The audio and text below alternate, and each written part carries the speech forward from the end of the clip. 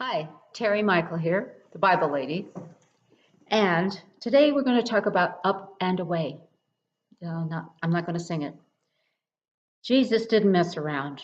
We're going to go back to when he first met his disciples. Do you remember Nathaniel? Well, he's mentioned in the book of John, and it was early in Jesus' ministry. In fact, I think there were only about 4 disciples at the time. And there was Andrew. Andrew was the first, and he was John the Baptist's disciple at first. And then he became Jesus's. He started following Jesus. And there was Simon. Simon Peter was Andrew's brother. And then there was Philip and Nathaniel. Nathaniel was also called Bartholomew. We talked about that last time.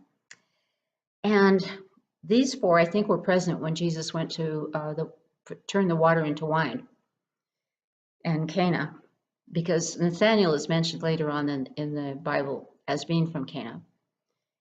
So Philip brought Nathanael to Jesus, and Nathanael Jesus told him that he saw him under the fig tree.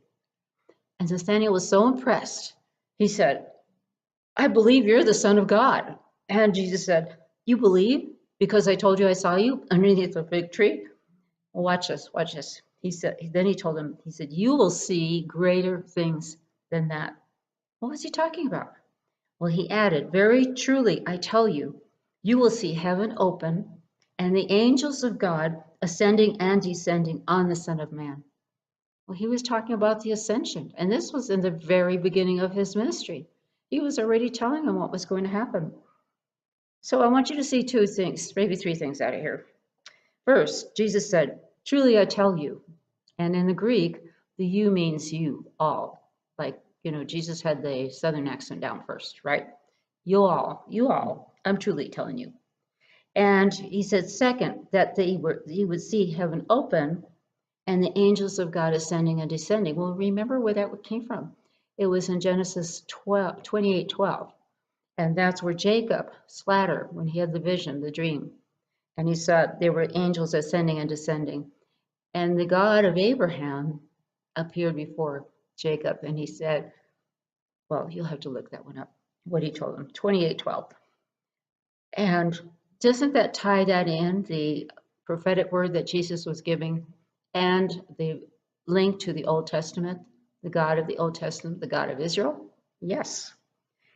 So Jesus had told him that. And third, look at how easy it was for Nathanael to say, "I believe." Wow. If it was only so easy these days, it would be great for everyone. So there was a time when Jesus' message about his ascension wasn't at what you would say a really great time. Okay? You may consider it a setback.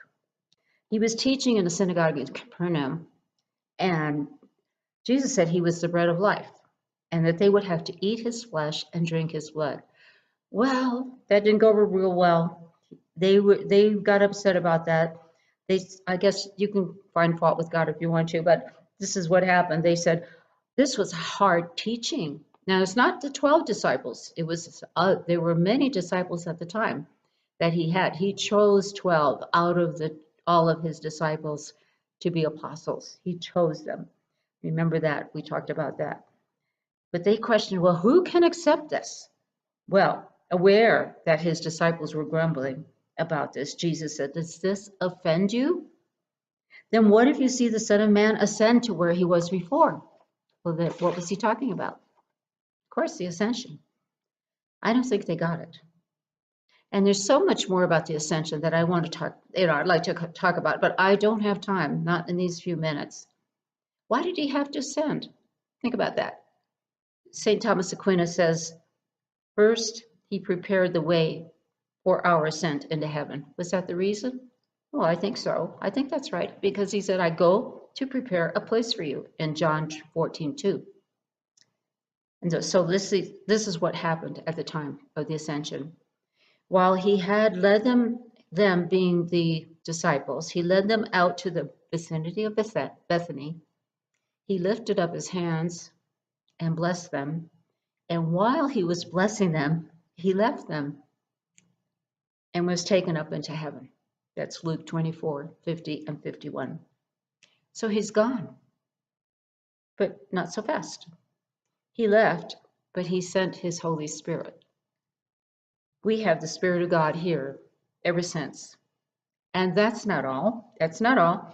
There was a Facebook meme that was posted around the beginning of Easter, which was almost 40 days ago now. It said, Christ didn't stay dead, and he won't stay gone. Praise God. Now, Christianity is the only religion where God came, lived among them, and died for them, and arose, and prepared a place. It's the only one. He won't stay gone. May 30th, in just a couple of days, commemorates the 40th day after Easter, after Jesus' resurrection. So that's why we are remembering Ascension Day. Jesus left, but he left us his Holy Spirit. You can find other videos I put together by Googling YouTube Terry Michael. And if you like, you can subscribe to my YouTube channel. Don't forget to click the little bell when you subscribe to receive notifications. Thanks.